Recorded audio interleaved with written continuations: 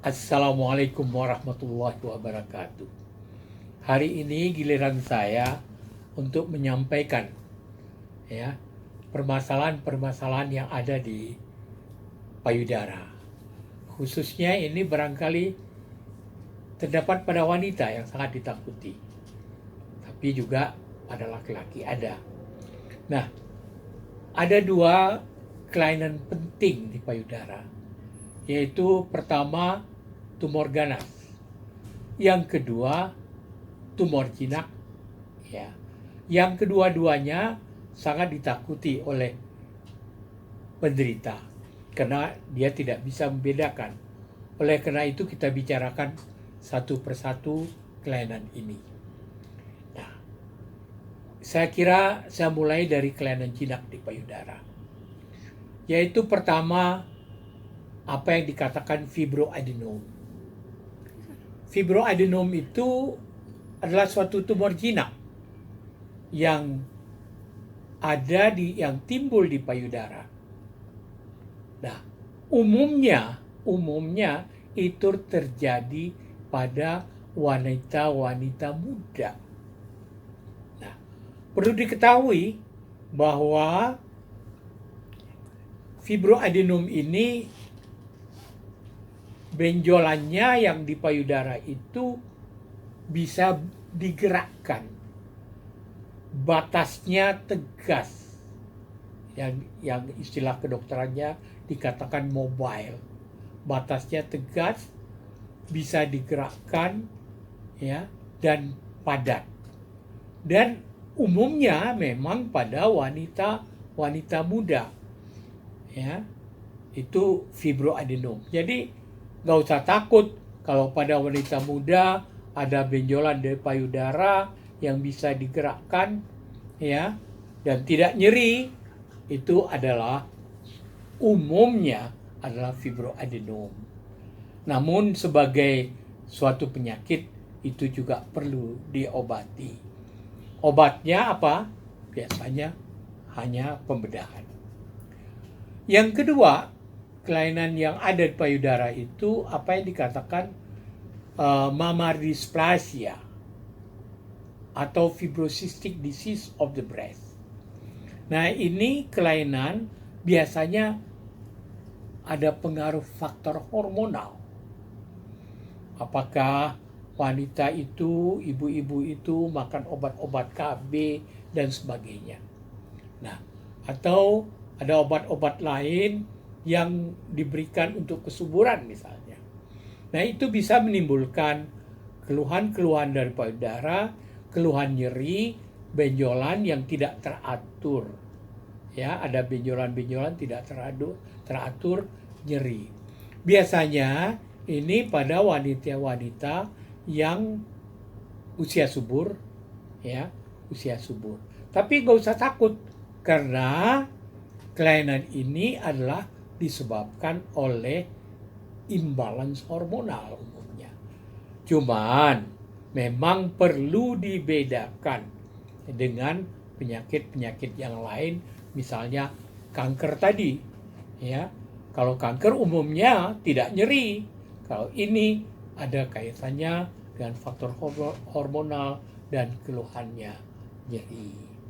Nah, yang ketiga fibrocystic disease of the breast atau mammary dysplasia ini juga penampilannya adalah seperti benjolan yang tidak teratur, nyeri kalau dipegang.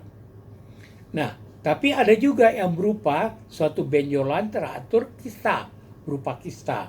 Jadi kalau diraba itu batasnya tegas dan biasanya tidak satu, bisa multiple.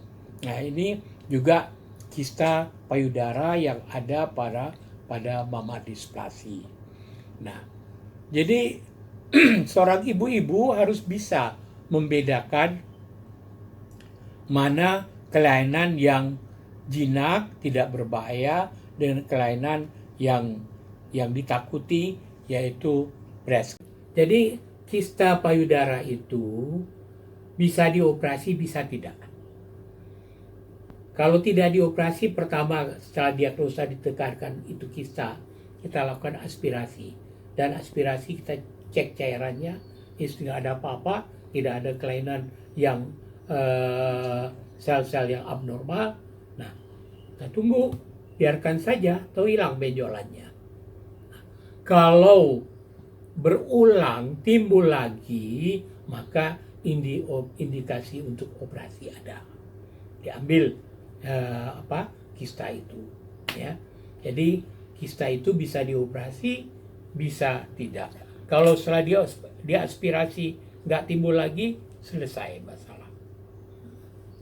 Misalnya pada wanita yang menyusui, ya, wanita menyusui sakit di payudaranya, timbul kemerahan seperti bisul. Ini bisa menjadi mastitis, abses. Kenapa terjadi demikian? Karena ini tentu sterilitas, kebersihan, ya, kebersihannya.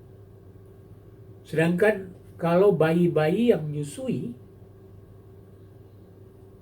tidak akan menimbulkan adanya abses dan sebagai infeksi.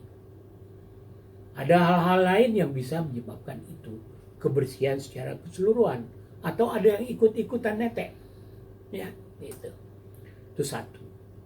Nah, kalau jelas ini suatu abses pada wanita yang menyusui atau non laktasi, itu jelas bisa disembuhkan dengan suatu penyakit infeksi, bisa disembuhkan dengan insisi abses, keluar nanahnya, kemudian antibiotik dan sebagainya akan sembuh sendiri.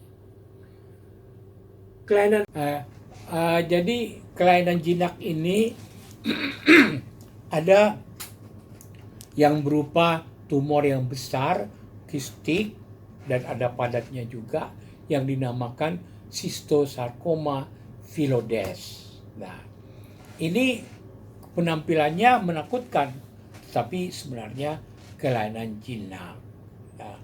Nah, oleh karena itu, wanita-wanita mulai dewasa muda sampai usia tua harus aware tentang kelainan-kelainan yang muncul di payudaranya. Nah, yang paling ditakuti adalah kanker payudara. Ya.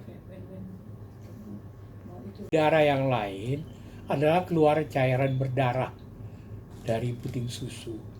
Itu umumnya disebabkan oleh papiloma intraduktal, dan itu harus diperiksa. Ya, betul nggak cairan yang berdarah tadi merupakan kelainan jinak? Ada juga sih pada insiden yang sangat sedikit berupa kelainan yang ganas. Tapi yang penting buat ibu-ibu atau nona-nona yang ada keluhan begitu, datang ke dokter untuk melakukan pemeriksaan sitologi dari cairan yang keluar dari puting susu tadi.